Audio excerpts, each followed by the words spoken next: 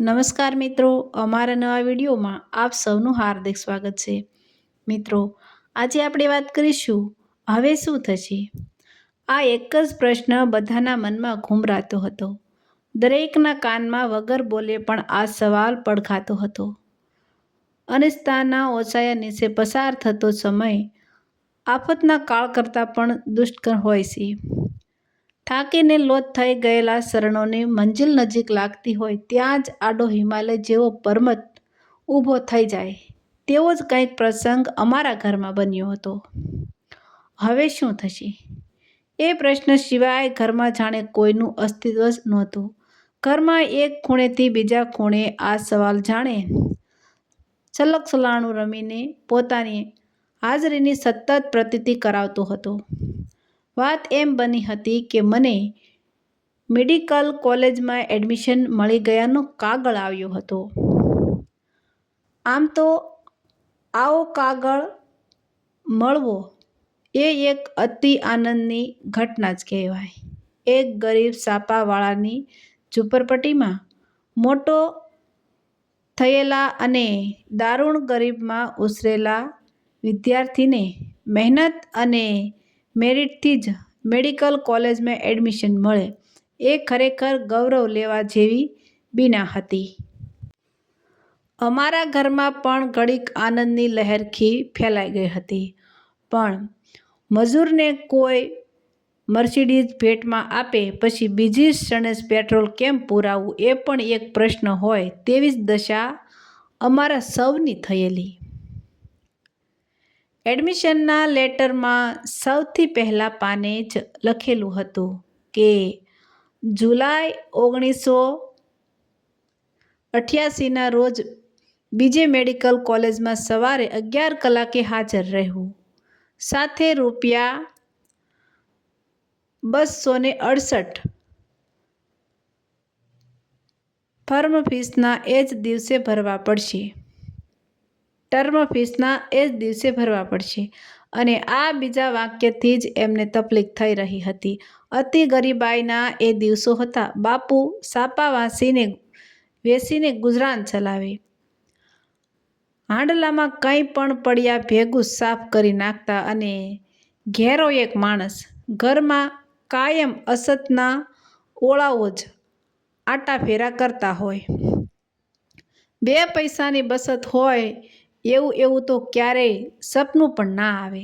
આખર તારીખે તાવડી ટેકો લઈ જાય તેવા દિવસો હોય. તેમાં ₹268 કાઢવા ક્યાંથી?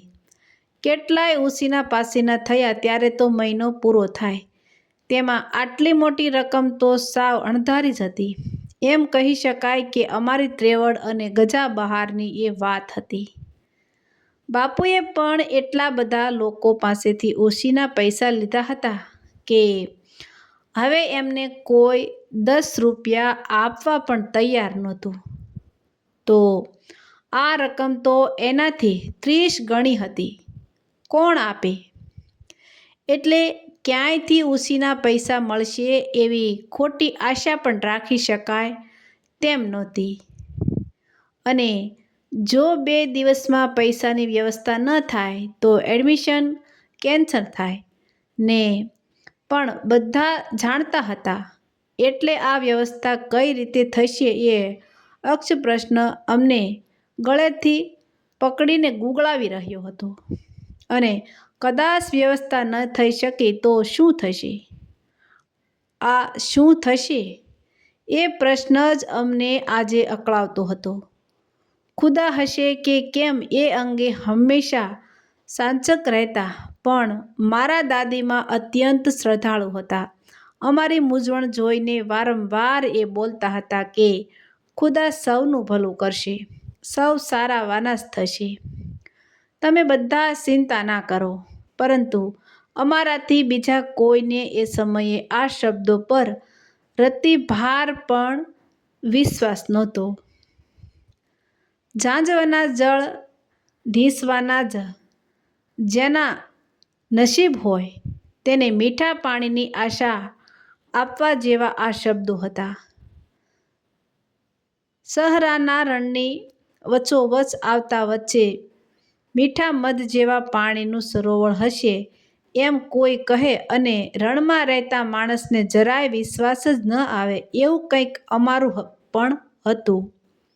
પરંતુ તરણું મળે તો તરણું બસી જવા માટે કંઈક પ્રયત્ન તો કરવો જ રહ્યો.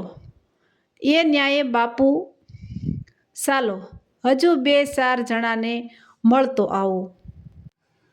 કદાચ ક્યાંકથી મેળ પડી જાય કહી સાયકલ લઈને મારા ભાગ્યની શોધમાં ગયા.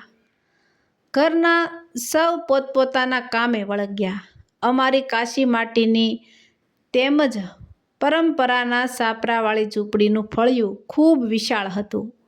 ઉનાળાના ઉત્તરાધાર્યના એ ગરમ દિવસોથી આખો દિવસ શેકાયા બાદ અમે ફળિયામાં રહેવાનું પસંદ કરતા. અલક-મલકની વાતો કરતા કોઈ જુદું જ પરદેશની સફરે પહોંચી જતા.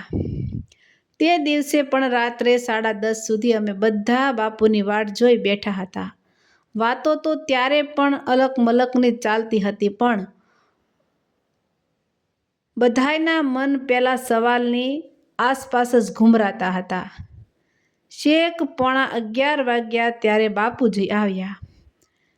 એમના અમારી સામે દ્રષ્ટિ માંડવાના અંદાજથી એ ખાલી હાથે પાછા આવ્યા છે એ અમે સમજી ગયા. એમને કોઈએ કંઈ પણ પૂછ્યું નહીં. ફક્ત દાદીમા એક જ બોલ્યા કે ખુદા સૌ સારાવાના કરશે.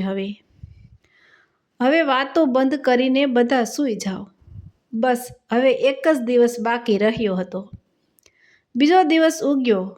એ પણ દર 8 મિનિટે 1 કલાકની ઝડપે જ ભાગતો હતો. સાંજના 5 વાગી ચૂક્યા હતા. હવે અકળામણનું સ્થાન મૂંઝવણે લઈ લીધું હતું.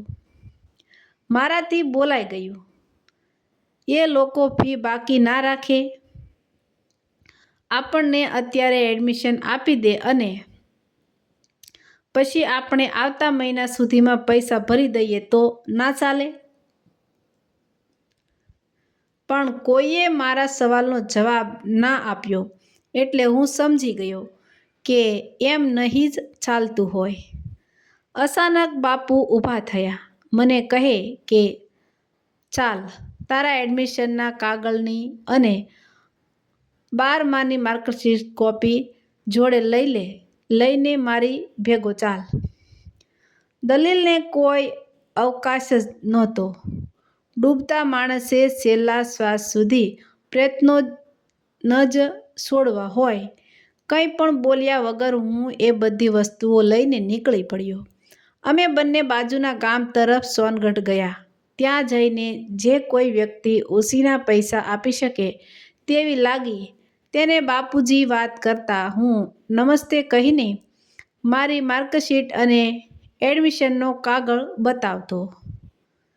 દરેક વ્યક્તિ મારી સફળતા જોઈને ખુશ થતી અને શાબાશી આપતી.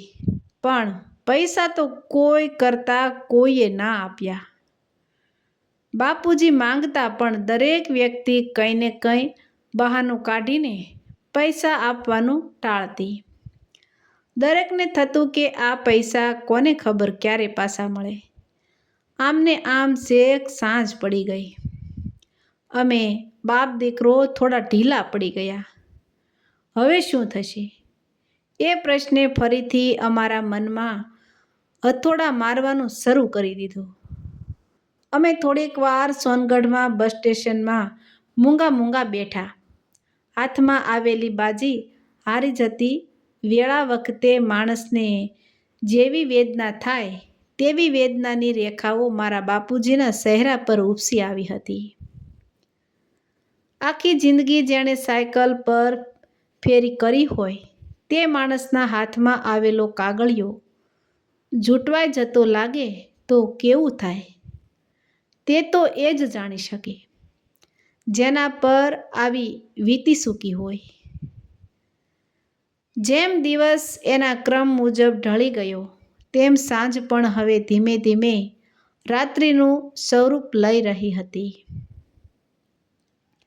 ઉનાળાના દિવસોમાં સાંજ થોડીક લાંબી રહેતી હોય છે. આસુ આસુ અંધારું થવા લાગ્યું. બાપુએ એક નિસાસો નાખ્યો. એમનામાં હવે સાયકલ ચલાવવાની પણ હામ નહોતી રહી. અમે બંનેએ ધીમે ધીમે અમારા ગામની વાટ પકડી. અમારું ગામ સોનગઢથી ફક્ત 2 કિલોમીટર દૂર છે. કંઈ પણ બોલ્યા વિના પણ અમે લોકો ઘણી વાતો કરી શકતા હતા. સમય અભિવ્યક્તિની બધી જ પરિભાષા માણસને શીખવી જ દેતો હોય છે. અમે પણ એકબીજાના ભાવ સમજી વાંચી શકતા હતા. નિરાશા અનુભવતું મારું મન વારંવાર દાદીમાના શબ્દો યાદ કરતું હતું કે સૌ સારાવાના થશે. પછી મનોમન જ સવાલ ઉઠતો હતો કે શું ખરેખર સૌ સારાવાના થશે? સાંજના ઉતરી રહેલા ઓળાઓ તો એવું નહોતા કહેતા. સોનગઢ ગામ પૂરું થાય પછી રાજકોટ જવાનો રોડ પર દક્ષિણ તરફ પાલીતાણાનો રસ્તો ફંટાય છે. એ વિસ્તારમાં ઘણા બધા જૈન કુટુંબો રહેતો હતો.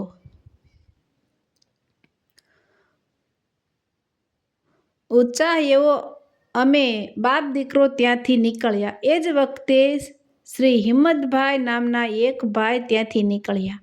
મારા બાપુજીને જોતાં જ એમણે બૂમ મારી, કેમ કાસમ, આજે આમ ચાલતા ચાલતા જાય છે? મારા બાપુને ત્યારે અમે ખૂબ ગરીબ હોવાથી બધા તુકાર જ બોલાવતા. આજે આ બધા જ માણસો અમને કાસમભાઈ કરીને બોલાવે છે.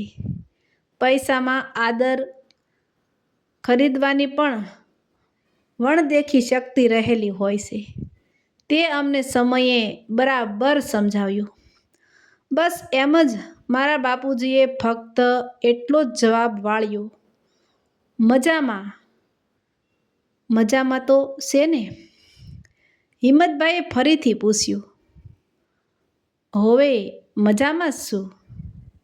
બાપુજીએ આટલો જવાબ ઉપલક મનથી જ દીધો. પછી અમે આગળ ચાલ્યા. હજુ થોડુંક જ આગળ ગયા હશું ત્યાં જ પાછળથી બૂમ પડી, અરે કાસમ, 1 મિનિટ, આ તારી સાથે છે તે તારો દીકરો છે જ ને? દીકરો એ જ છે જે બોર્ડમાં પણ એકાદ વિષયમાં નંબર લાવ્યો છે? હા, એ જ છે. અરે તો પાછો આવ, હિંમતભાઈએ અતિ ઉત્સાહથી કહ્યું. અમે એના માર્ક્સનો કાગળ કે કોપી કે એવું કંઈ છે તમારી સાથે?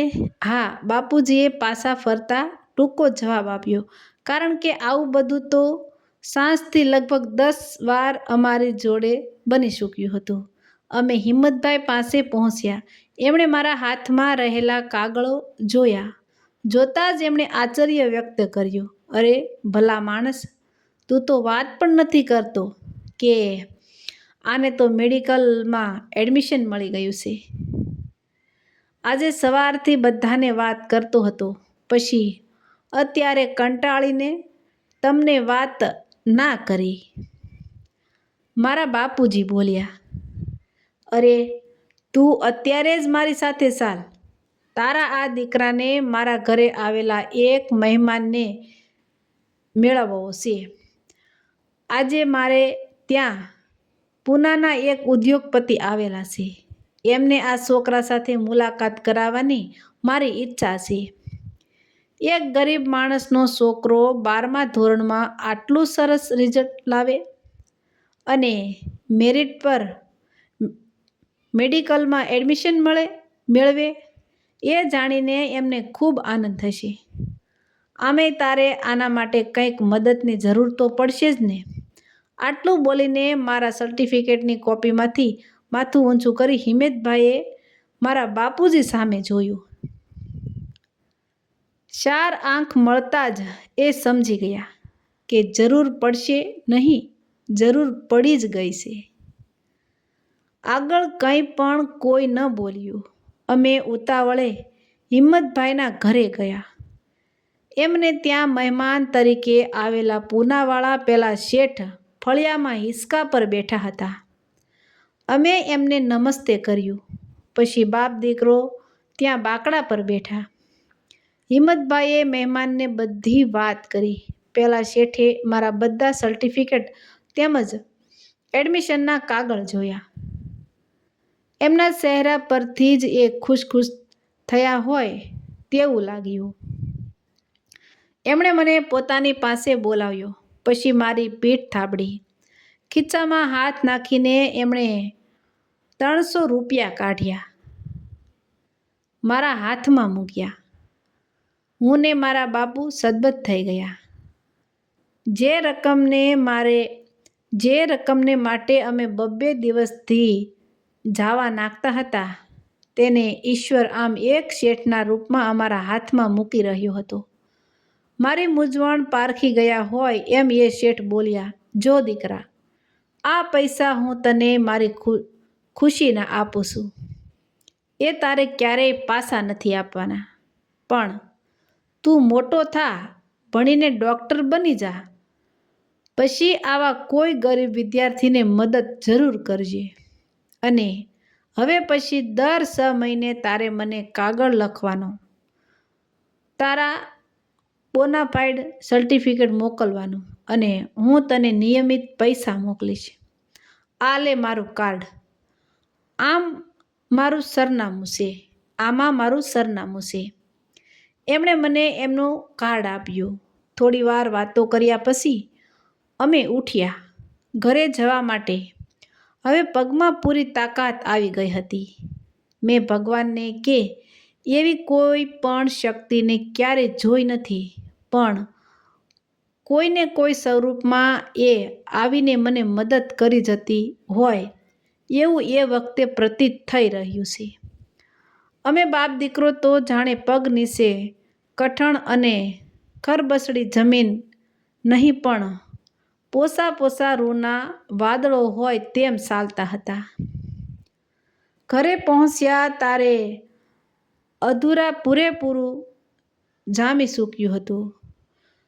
અંધારું પૂરેપૂરું જામી ચૂક્યું હતું. બધા અમારી જ વાટ જોતા હતા. આજે વાળું તૈયાર હતું, પણ કોઈએ એક પણ દાણો ચાખ્યો નહોતો. અમે લોકોએ બધી વાત કરી ત્યારે આખા ઘરમાં ખુશીની લહેર દોડી ગઈ. જાણે આજે જ એડમિશન મળી ગયાનો સાચો આનંદ બધાએ માણ્યો હોય એમ લાગ્યું. હાસ્યને જાણે કોઈએ જાદુઈ ડાબલીમાંથી બહાર કાઢીને વેરી દીધું હોય તેમ ઘરનો ખૂણે ખૂણો તાણમુક્ત થઈ હાસ્યભેર બની ગયો હતો.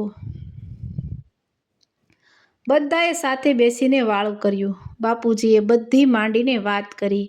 એક પ્રકારની ચિંતા છવાઈ ગઈ. થોડીક વાર સુધી કોઈ કંઈ પણ બોલી શક્યું નહીં. પછી દાદીમાં બોલ્યા, હું નહોતી કહેતી, ખુદા સૌ સારા વાનાશ કરશે. કર્યા ને? હું MBBS થઈ ગયો.